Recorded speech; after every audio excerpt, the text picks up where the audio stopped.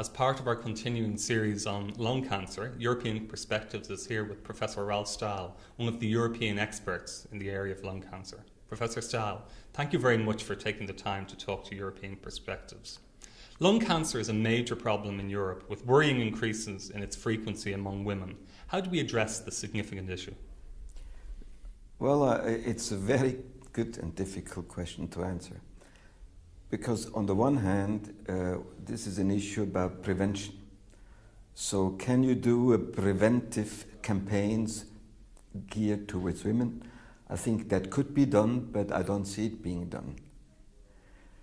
The other thing is, in women, a larger fraction of lung tumors are occurring in non-smokers. And that is because of men, there's more smokers. But then there is an issue of lung cancer in non-smokers and what can be there done. The difficulty is we do not really know, is there a clear cause of the lung cancer in non-smokers? So prevention is out at the moment. And then it really goes to the best available treatment. The best available treatment in lung cancer in no smokers, given from surgery and radiotherapy for early disease, is to treat those patients with a specific mutation according to their oncogenic driver. Okay. Overall, when we look at conventional therapy for lung cancer first, it's been quite disappointing. Why do you think that is? Well, I don't quite agree with this. Because, adjuvant chemotherapy after surgery improves the 5-year survival between 5 and 15%.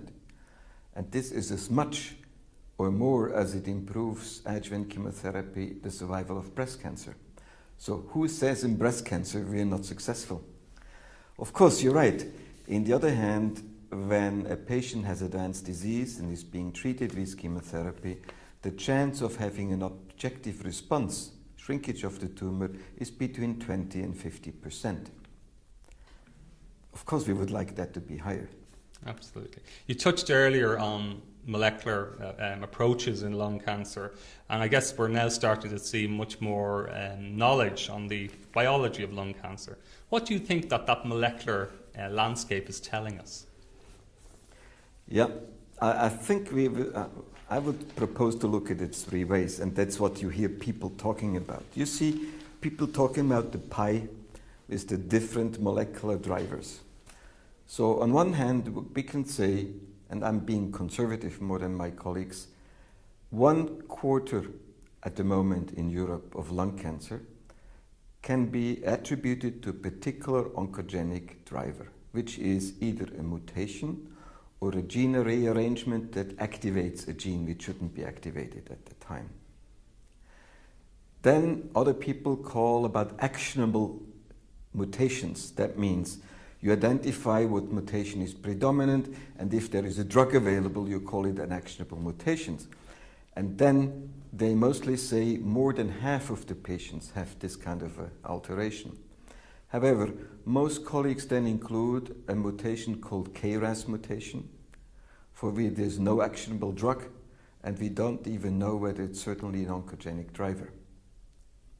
So this is what I think. And then I think the big consequence of it, yes, where we have identified association between a molecular change in the cause of disease and where also a drug is available, these diseases are very rare. We're talking about 2% range, 4% range. And that has enormous consequences of how to do research and how we really make a progress for patients. Okay, as we're starting to sort of decipher this biology, we're starting to see biology-based approach, molecular targeted approach. Do you think they're making a difference in this disease? Oh yes, there's no doubt. So I look at it in 2 ways. At the moment, they're not yet making a difference in early disease. That means addition of a targeted treatment to curative surgery or radiotherapy, we don't know yet whether it will make a difference. Time will show, and the first study were negative, but they were not done in a way that patients were identified with a certain lesion in the tumor and then they were targeted These studies are ongoing now, and we'll see. Now, for patients with advanced disease, it is at least a doubling of survival, which is very significant. But the problem here is that it cannot be directly proven, because those drugs are so active that nobody wants to not give a patient the drug. That means if there is a clinical study, conventional treatment versus the targeted treatment, there needs to be a crossover, otherwise it'd be unethical. That means there will be one group of patients with these agents that have a much longer time until the tumor progresses. But when the tumor progresses, the tumors still are sensitive to the targeted treatment, and there's no overall survival benefit. There's a big problem because the regulatory agents would like to show that a new intervention gives a survival benefit, and it's unethically to study it. So how to deal in this area, we don't know yet. We think we propose in ETOP a way to approach it. We wrote a European grant which says, let's in European countries identify 1,000 patients according to their molecular profile and provide them the best possible treatment. And then we would compare those patients with patients that are in the clinical database from earlier studies and sort of would do a match control to indirectly prove what is now done, which is very costly, really provides a benefit. Absolutely. You mentioned ETOP, the European Thoracic Oncology Platform, and you are the current president of ETOP. Could you tell our readership a little bit about ETOP and how it can potentially help the lung cancer patient? Yeah, I mean, ETOP was a development. It was some European colleagues coming together at meetings and thinking, we really need to do something. But nobody, I mean, we then went away and we came back together and said, we need to do something. And it happened at that time that I was becoming the president of the International Breast Cancer Study Group. And they have a very great coordinating office for international study. And I was thinking, you know, it's not good. Why not just, is this for breast cancer? Why not does it serve other types of cancer? And then linking this demand of the oncological colleagues and this experience created the idea to form a foundation with charters, which would then allow to use the know-how of the breast cancer study group and serve also the lung cancer community. Okay, so an excellent way of actually maximising resources in terms of looking at different diseases. Lungscape is one of the key outputs from the European Thoracic Oncology Platform. Can you tell us why Lungscape is necessary and how Lungscape can help in the development of personalised medicine approaches for lung cancer? Well, I had several reasons to help promote Lungscape. Of course, it would not be possible without the knowledge of oncogenic driver mutations, so this is one of the background. But when you test for these alterations, you need to perform a test. It has to be done properly, validated. There's two ways to do that. You could send your tumor to a central lab, they do all the tests, or you could say big centers, academic centers should be empowered to do it properly. Now, of course, all academic centers want to do the test on their own. So we felt, yes, we want to know what is the molecular landscape in Europe of lung cancer. We started with local disease, not with advanced disease. And at the same time, we wanted to empower a group of colleagues to do the testing, to find out what is the lung cap, but also to prepare for the next step, which is prospective clinical studies. We would have a network of colleagues, they know how to do it. We also could look at small samples and then together do jointly clinical studies. This was sort of how it happened. Okay, and how many laboratories are involved around Europe? 16.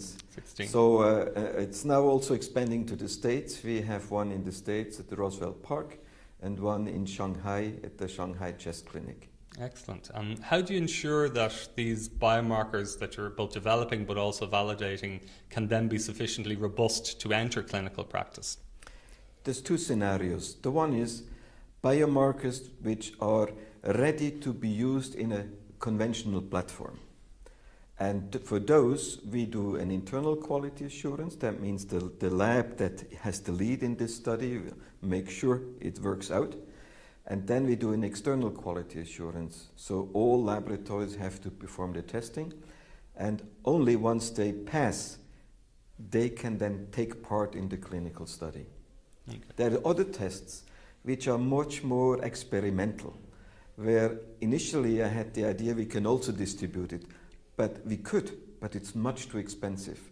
So we do certain things centralized. And then only if this works out very nicely, we will distribute it to the laboratories. Okay, so it's a nice model, a mixture of centralized and federal in relation to involving the 16 different laboratories. One of your areas of research is in mesothelioma. What are the particular challenges that you face in this disease?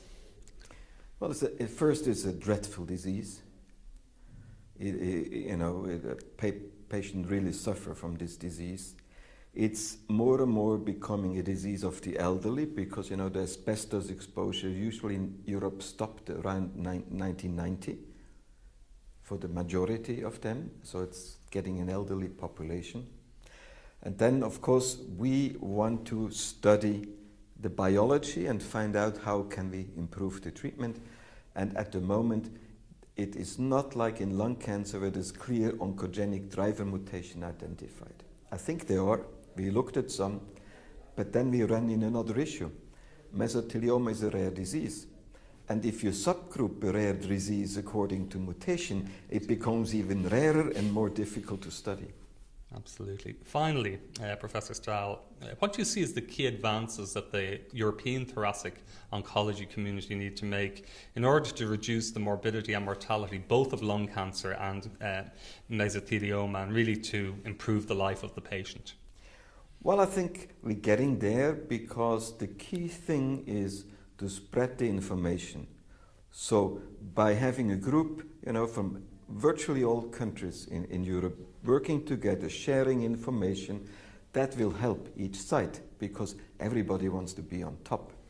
And then we have to get away from the nationalistic trials. They're useless. Many countries have funding agencies that just fund trials in their country. Now, it's obvious when you have a disease with a 2% chance of having a certain mutation and you want to do a clinical study, for a very small clinical study, you need to examine 4,000 patients. So it's not the time anymore to do the small regional studies. We have to work together in Europe. And I think we will provide that. We are providing that already for lung cancer. Professor Stahl, thank you very much for your time and for telling our readership about a very interesting and exciting pan-European initiative. Thank you very much, Mark.